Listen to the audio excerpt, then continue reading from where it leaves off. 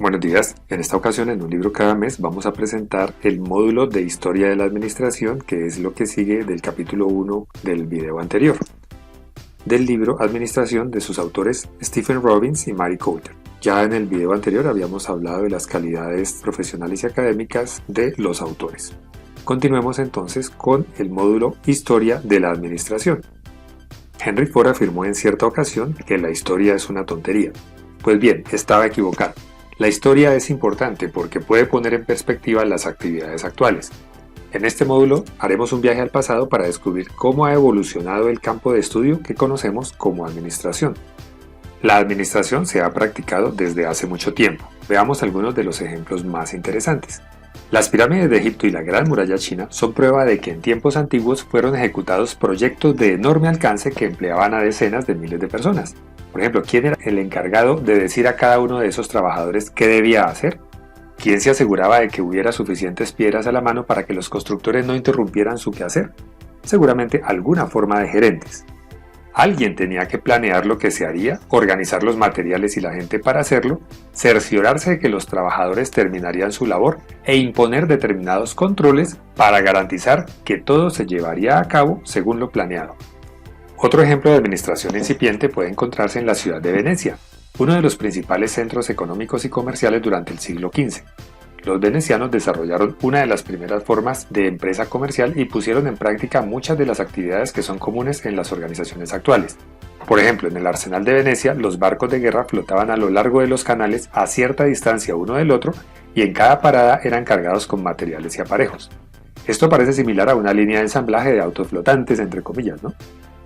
Por otro lado, los venecianos utilizaban sistemas de almacenamiento e inventario para llevar a cabo un control de materiales y también implementaron funciones administrativas de recursos humanos para manejar su fuerza laboral, incluyendo descansos para tomar vino, y un sistema de contabilidad para registrar costos e ingresos. También en 1776, Adam Smith publicó La riqueza de las naciones, obra en la que hablaba sobre las ventajas económicas que tanto las organizaciones como la sociedad obtendrían de la división del trabajo o de la especialización del trabajo, es decir, de la fragmentación de las labores en tareas más simples y repetitivas. Utilizando la industria de fabricación de alfileres como ejemplo, Adam Smith aseguró que 10 individuos, cada uno de ellos especializado en la ejecución de una tarea en particular, podrían producir en conjunto aproximadamente 48.000 alfileres diarios. Sin embargo, si cada persona trabajara por su cuenta, realizando de forma separada cada tarea, producir incluso 10 alfileres diarios sería todo un logro. Adam Smith concluyó que la división del trabajo aumentaba la productividad al incrementar la habilidad y destreza de cada trabajador, evitar la pérdida de tiempo necesaria para cambiar de tarea y alentar la invención de artilugios y maquinaria que redujeran el esfuerzo humano. Por otra parte, inaugurada a finales del siglo XVIII, cuando la fuerza humana fue sustituida por el poder de las máquinas, la revolución industrial marcó un hito, al permitir que resultara más económico producir bienes en fábricas en lugar de hacerlo en el entorno doméstico. La supervivencia de aquellas grandes y eficientes fábricas dependía de que alguien fuera capaz de pronosticar la demanda, se asegurara de que hubiera suficiente materia prima para manufacturar los productos, asignara las tareas entre el personal, dirigiera las actividades diarias, etc. Ese alguien era un gerente. A partir de entonces los gerentes requirieron el desarrollo de teorías formales que pudieran guiarlos para dirigir las organizaciones. Sin embargo, no fue sino hasta principios del siglo XX que se dieron los primeros pasos hacia el desarrollo de esas teorías. Por lo tanto, a lo largo de este módulo se abordarán los 4 modelos principales de la teoría administrativa: el clásico, el conductual, el cuantitativo y el contemporáneo. Respecto del modelo clásico, el estudio formal de dicha disciplina ocurrió hasta principios del siglo XX. Estos primeros estudios de la administración, al conjunto de los cuales se suele hacer referencia con el nombre de modelo clásico, hacían hincapié en la racionalidad y en la necesidad de que las organizaciones y los trabajadores fueran lo más eficientes posible. El modelo clásico está compuesto por 2 teorías principales: la teoría de la administración científica y la teoría general de la administración. Iniciemos entonces con la administración científica. Si tuviéramos que indicar cuándo nació la teoría moderna de la administración, lo más probable es elegir el año 1911. El libro de Frederick Taylor describía la teoría de la administración científica como el uso de métodos científicos para definir la mejor manera de realizar un trabajo. A Taylor le horrorizaban las continuas ineficiencias de los trabajadores, quienes utilizaban las técnicas más disímbolas o disímiles para llevar a cabo una misma labor. Taylor calculó que la producción por trabajador era tan solo una tercera parte de lo que podía llegar a ser. Prácticamente no existían estándares laborales y los trabajadores eran asignados a la ejecución de tareas sin buscar que hubiera coherencia entre sus habilidades y aptitudes y las actividades a realizar. Taylor puso manos a la obra para remediar esa situación aplicando el método científico al análisis de los trabajos de los obreros y dedicó más de 2 décadas de apasionada experimentación a determinar la mejor manera de que estos ejecutaran su labor. Para mejorar la eficiencia en materia de producción, Taylor propuso 4 principios administrativos. Estos son: primero, desarrollar un procedimiento científico para cada elemento del trabajo realizado por un individuo para reemplazar el antiguo método empírico. Segundo, seleccionar científicamente a los trabajadores y luego capacitarlos, educarlos y desarrollarlos.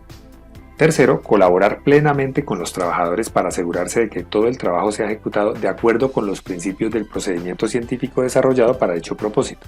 Y cuarto, dividir el trabajo y la responsabilidad lo más equitativamente posible entre la gerencia y los trabajadores. Los gerentes deben realizar todo el trabajo para el cual estén mejor capacitados que los trabajadores. Ahora, es probable que la mejor evidencia de los esfuerzos de Taylor por implementar la administración científica sea su experimento con lingotes de hierro. Los trabajadores cargaban lingotes de hierro en carretillas transportadas sobre rieles. Su producción diaria promedio era de 12.5 toneladas. Sin embargo, Taylor creía que analizando científicamente el trabajo para determinar la mejor manera de cargar los lingotes de hierro, la producción podría incrementarse a 47 o 48 toneladas por día. Tras aplicar con base en principios científicos diferentes combinaciones de procedimientos, técnicas y herramientas, Taylor consiguió alcanzar ese nivel de productividad. ¿Cómo lo hizo? Asignando a la labor descrita un trabajador idóneo para llevarla a cabo, dotándolo de las herramientas y el equipo correctos, haciendo que siguiera sus instrucciones con toda exactitud y motivándolo mediante un incentivo económico que aumentara de forma significativa su salario diario.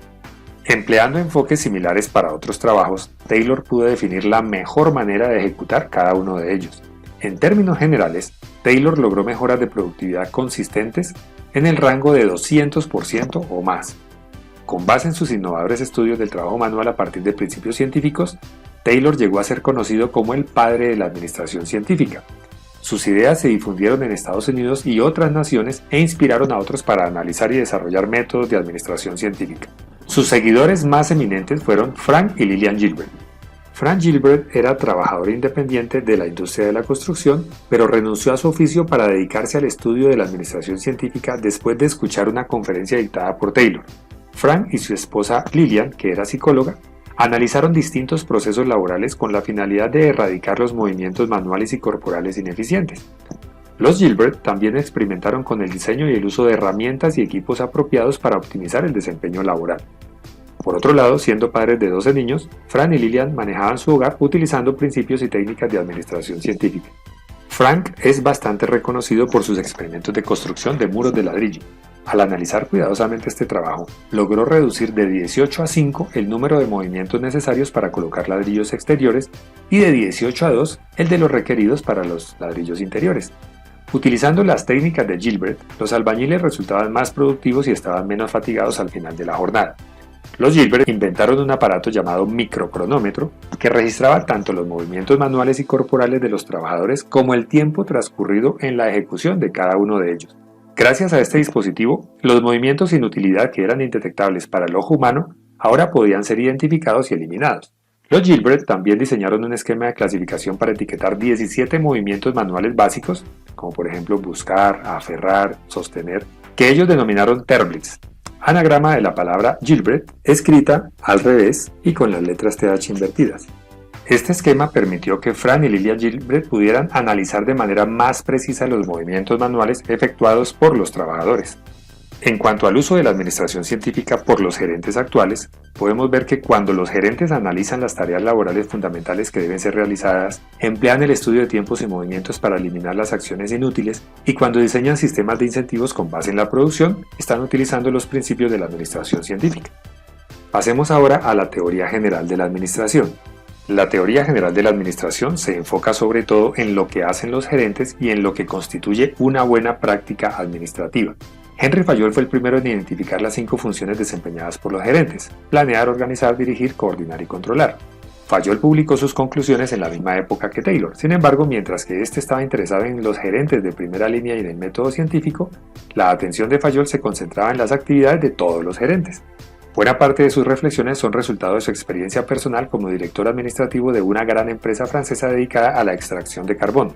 Desde el punto de vista de Fayol, la administración era una actividad común a todas las iniciativas de negocio, al gobierno e incluso al ámbito doméstico, lo cual le permitió desarrollar 14 principios de administración que constituyen un conjunto de reglas fundamentales que podrían aplicarse en todas las situaciones organizacionales y enseñarse en las escuelas. Estos son entonces los 14 principios de administración de Fayol: división del trabajo, autoridad, disciplina, unidad de mando, unidad de dirección, subordinación de los intereses individuales al interés general, remuneración, centralización, jerarquía, orden, equidad, estabilidad de los puestos de trabajo, iniciativa y espíritu de grupo. Por ejemplo, la división de trabajo trata de que la especialización incrementa la producción al hacer que los empleados sean más eficientes. O por ejemplo, la unidad de mando dice que cada empleado debe recibir órdenes de un superior único. O la unidad de dirección dice, la organización debe tener un solo plan de acción que guíe a los gerentes y a los trabajadores. O por ejemplo, jerarquía dice que se trata de la línea de autoridad que va del nivel administrativo más alto a los rangos más bajos del escalafón. Orden, las personas y los materiales deben hallarse en el lugar apropiado y en el momento exacto. Es muy importante que usted pause el video y lea con detalle cada uno de los 14 principios de administración de Fayol. Dentro del modelo clásico está también la burocracia. Max Weber fue un sociólogo alemán que hizo estudios sobre las organizaciones. En sus escritos publicados a principios del siglo XX desarrolló una teoría de las estructuras y las relaciones de autoridad basadas en un tipo ideal de organización a la que él denominó burocracia, una forma de organización caracterizada por la división del trabajo, una jerarquía claramente definida, normas y reglamentos detallados y relaciones impersonales. Weber reconocía que esta burocracia ideal no existía en la realidad, pero la propuso como base para teorizar acerca de cómo podría realizarse el trabajo en grupos conformados por un elevado número de individuos. Su teoría se convirtió en el modelo de diseño estructural para muchas de las grandes organizaciones de la actualidad. De hecho, la burocracia tiene mucho que ver con la administración científica en términos ideológicos. ¿Por qué? Pues porque ambas hacen hincapié en la racionalidad, la predictibilidad, la impersonalidad, la competencia técnica y el autoritarismo. Yo diría más bien en la importancia de la autoridad. Aquí podemos ver entonces que la burocracia debe tener uno de los principios o características de la división del trabajo, es decir, que los trabajos se dividen en tareas simples, rutinarias y bien definidas. Por ejemplo, jerarquía de autoridad, los puestos de trabajo se organizan en una jerarquía con una clara cadena de mando. Selección formal, el personal se selecciona con base en sus conocimientos técnicos. Normas y reglamentos formales, estipulación por escrito del sistema de reglamentos y de los procedimientos operativos estandarizados. Impersonalidad, aplicación uniforme de los reglamentos y los controles sin importar las personas, las personalidades. Orientación profesional, los gerentes son profesionales en activo, no propietarios de las unidades que administran. Y ya en cuanto al uso de la teoría general de la administración por los gerentes actuales, vale decir que varias de nuestras ideas y prácticas administrativas actuales son aportaciones directas de la teoría general de la administración. Por ejemplo, la perspectiva funcional del trabajo gerencial puede atribuirse a Fayol. Por otro lado, sus 14 principios sirven como marco de referencia y muchos de los conceptos administrativos de hoy, como por ejemplo la autoridad gerencial, la toma de decisiones centralizada, la práctica de reportar a un solo jefe, han evolucionado a partir de ellos. Pasemos ahora del modelo clásico al modelo conductual. En cuanto al modelo conductual, como hemos mencionado, los gerentes se encargan de hacer que las cosas se lleven a cabo mediante el trabajo con la gente. Esto explica por qué algunos investigadores han elegido analizar la administración enfocándose en las personas que participan en la organización. El campo de estudio que analiza las acciones o el comportamiento de las personas en el trabajo se denomina comportamiento organizacional. Buena parte de lo que hacen los gerentes actuales al manejar personal, motivar, dirigir, crear confianza, impulsar el trabajo en equipo, manejar los conflictos, etc., es el resultado de la investigación del comportamiento organizacional. Los primeros partidarios del modelo del comportamiento organizacional fueron Robert Owen, Hugo Munsterberg, Mary Parker Follett y Chester Barnard. Ellos creían que las personas constituyen el activo más importante de la organización y que deben ser manejadas en consecuencia. Las ideas de estos investigadores sentaron las bases de prácticas como los procedimientos para la selección de empleados, los programas de motivación y los equipos de trabajo. En la siguiente figura podemos ver los conceptos más relevantes de cada uno de ellos. Aquí podríamos pausar el video para revisar los conceptos más relevantes de Robert Owen, de Hugo Munsterberg, de Mary Parker Follett y de Chester Barnard. Sin lugar a dudas, la aportación más importante al modelo del comportamiento organizacional se debe a los estudios de Hampton, una serie de investigaciones realizadas en Western Electric Company Works en Illinois. Estos estudios, el primero de los cuales se llevó a cabo en 1924, fueron diseñados originalmente por los ingenieros industriales de Western Electric como un experimento de administración científica. La intención era examinar el efecto que tenían varios niveles de iluminación en la productividad laboral. Como en cualquier experimento científico bien planificado, en este fueron establecidos un grupo de control y un grupo experimental. Este último fue expuesto a varias intensidades de iluminación, mientras que el grupo de control trabajaba con iluminación de intensidad constante. Si usted hubiera sido uno de los ingenieros industriales a cargo de este experimento, ¿qué habría esperado que ocurriera? Resultaría lógico pensar que la producción individual de los participantes en el grupo experimental tendría una relación directa con la intensidad de la luz. Sin embargo, el hallazgo fue que, a medida que se incrementaba el nivel de iluminación en el grupo experimental, la producción de ambos grupos aumentaba. Además, para sorpresa de los investigadores, conforme el nivel de luz era reducido en el grupo experimental, la productividad seguía aumentando en ambos grupos. De hecho, solo se observó una disminución de la productividad en el grupo experimental cuando el nivel de iluminación disminuía hasta ser tan tenue como el de una noche de luna llena. ¿A qué podía deberse tales resultados inesperados? Los ingenieros no lo sabían, pero concluyeron que la intensidad de la iluminación no tenía relación alguna con la productividad grupal y que algo más debía estar contribuyendo a esos resultados. El problema fue que no pudieron determinar qué era ese algo. En 1927, los ingenieros de Western Electric invitaron a Elton Mayo, un profesor de Harvard, y a su equipo a unirse al estudio. Fue así que comenzó una relación que produciría numerosos experimentos de rediseño laboral, cambios en la duración de las jornadas diarias y semanales, la introducción de periodos de descanso y planes de salarios individuales en lugar de grupales. Por ejemplo, se diseñó un experimento para evaluar cómo se vería afectada la productividad grupal por la implementación de un sistema de pago de incentivos para trabajadores a destajo.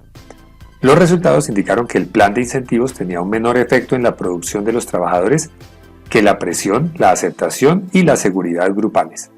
Los investigadores concluyeron que las normas sociales o grupales constituían determinantes clave del comportamiento laboral individual.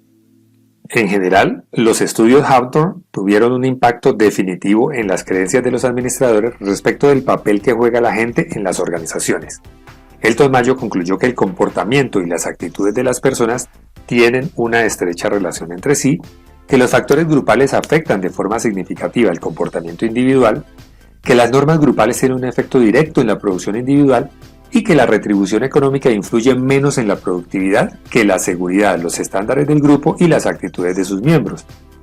Estas conclusiones provocaron que surgiera un nuevo énfasis en el comportamiento humano como factor determinante en la administración de las organizaciones. Puede decirse entonces que los estudios Hampton fomentaron el interés en el comportamiento humano dentro de las organizaciones. Respecto del uso del modelo conductual por los gerentes actuales, puede decirse que la base de las teorías actuales de motivación, liderazgo, comportamiento y desarrollo grupal, así como de otros muchos modelos conductuales, son las propuestas formuladas por los partidarios originales del modelo del comportamiento organizacional y las conclusiones de los estudios Hampton. Pasemos ahora al modelo cuantitativo. El modelo cuantitativo es el uso de técnicas cuantitativas para mejorar el proceso de toma de decisiones. Este modelo se conoce también como ciencia de la administración. El modelo cuantitativo evolucionó a partir de las soluciones matemáticas y estadísticas que se desarrollaron para enfrentar problemas militares durante la Segunda Guerra Mundial. Una vez que el conflicto bélico terminó, muchas de esas técnicas comenzaron a aplicarse a los negocios. ¿Pero en qué consiste exactamente el modelo cuantitativo? Este involucra la aplicación de estadísticas, modelos de optimización, modelos de información, simulaciones por computadora y otras técnicas cuantitativas para administrar las actividades. La programación lineal, por ejemplo, es una técnica empleada por los gerentes para mejorar sus decisiones de asignación de recursos. La programación del trabajo puede ser más eficiente gracias al análisis de rutas críticas. El modelo cuantitativo de orden económico ayuda a los gerentes a determinar los niveles de inventario óptimos. Todos los anteriores son ejemplos de técnicas cuantitativas aplicadas a la mejora del proceso de toma de decisiones gerencial. Otra área en donde estas técnicas se emplean con frecuencia es en la administración de la calidad total. En las décadas de 1980 y 1990, esta nueva corriente de pensamiento fue inspirada por un pequeño grupo de expertos en calidad, Edward Deming y Joseph Duran. Las ideas y técnicas que ellos desarrollaron en la década de 1950 tenían pocos adeptos en Estados Unidos, pero habían sido adoptadas con gran entusiasmo por las organizaciones japonesas. Sin embargo, cuando los fabricantes nipones comenzaron a imponerse sobre los competidores estadounidenses en los comparativos de calidad, los gerentes occidentales volvieron a los conceptos de Deming y Duran, los cuales se convirtieron en la base de los programas actuales de administración de la calidad. Así que la administración de la calidad total es una filosofía administrativa cuya finalidad es la mejora continua y responder a las necesidades y expectativas del cliente. En la siguiente figura podemos entender mejor de qué se trata la administración de la calidad. Aquí está, por ejemplo, intenso enfoque en el cliente, interés en la mejora continua, enfoque en los procesos, mejoramiento de la calidad de todo lo que hace la organización, uso de medidas precisas y empoderamiento de los empleados. Es muy valioso que detenga el video y lea con mucho detalle cada uno de estos aspectos de la administración de la calidad. Respecto del uso del modelo cuantitativo por los gerentes actuales, reconozcamos que a nadie le gusta hacer largas filas. Por ejemplo, si uno ve muchas personas en fila frente a una caja registradora, lo más probable es que busque otro lugar en donde hacer sus compras. Sin embargo, en Whole Foods, la primera cadena de supermercados gourmet de Manhattan, los clientes han encontrado algo distinto. Entre más larga es la fila, menos tiempo perderán. Esta cadena es muy reconocida por su oferta de alimentos orgánicos y puede darse el lujo de cobrar precios altos, lo cual le permite disponer más cajeros en las filas de cobro. En consecuencia, los clientes se han dado cuenta que en sus tiendas pierden mucho menos tiempo de lo que esperaban. La disciplina que se ocupa de mantener las líneas en movimiento o las colas en movimiento es conocida como administración de filas de espera o administración de colas de espera. Y en el caso de Whole Foods, esta técnica cuantitativa se ha traducido en fuertes ventas en sus almacenes de Manhattan. El modelo cuantitativo contribuye directamente al proceso de toma de decisiones gerenciales en las áreas de planeación y control. Por ejemplo, cuando los gerentes toman decisiones concernientes a presupuestación, gestión de filas de espera, programación, control de calidad, etc., suelen apoyarse en técnicas cuantitativas. Pasemos ahora a los modelos contemporáneos. Los modelos anteriores, casi todos, se enfocaban en los intereses que el gerente tiene dentro de la organización. No obstante, a partir de la década de 1960, los investigadores de temas administrativos comenzaron a tomar en cuenta lo que ocurre en el entorno que está fuera de los límites de la organización. Dos perspectivas administrativas contemporáneas, los modelos sistémico y de contingencias, forman parte de este enfoque. En cuanto a la teoría sistémica, Chester Barnard fue el primero en afirmar que las organizaciones funcionan como un sistema cooperativo. No obstante, fue hasta la década de 1960 que los investigadores empezaron a prestar más atención a la teoría sistémica y a su relación con las organizaciones. ¿Pero qué es un sistema? Un sistema es un conjunto de partes interrelacionadas e interdependientes dispuestas de forma que dan lugar a un todo unificado. Los dos tipos básicos son el cerrado y el abierto. Los sistemas cerrados son aquellos que no se ven influenciados por su entorno ni interactúan con el mismo. En contraste, los sistemas abiertos son influenciados por su entorno e interactúan con él. En la actualidad, cuando describimos las organizaciones como sistemas, nos referimos a sistemas abiertos. En la siguiente figura podemos ver un diagrama de una organización desde la perspectiva de un sistema abierto. La organización toma insumos o recursos del entorno y los procesa o transforma en una producción que se distribuye en el entorno. La organización es abierta respecto de su entorno e interactúa con él. Ahora, ¿cómo contribuye el modelo sistémico a nuestra comprensión de la administración? Los investigadores conciben la organización como un conjunto de factores interdependientes, incluyendo todos estos, están acá. Esto quiere decir que mientras los gerentes coordinan las actividades laborales que se llevan a cabo en las distintas partes de la organización, se aseguran de que todas esas partes trabajen en conjunto para poder lograr los objetivos de la empresa.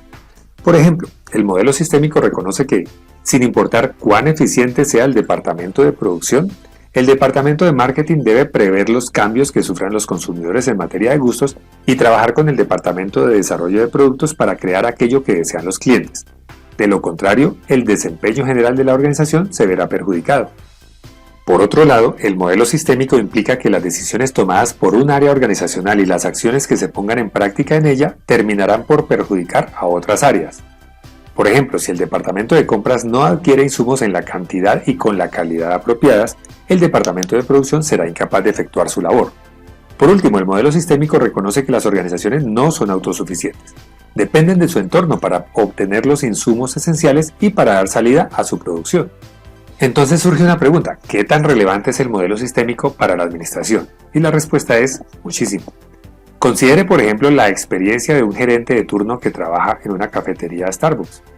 Este gerente administra todas las partes del sistema para que la cafetería cumpla sus objetivos de venta diarios. Pasemos ahora al modelo de contingencias dentro de los modelos contemporáneos.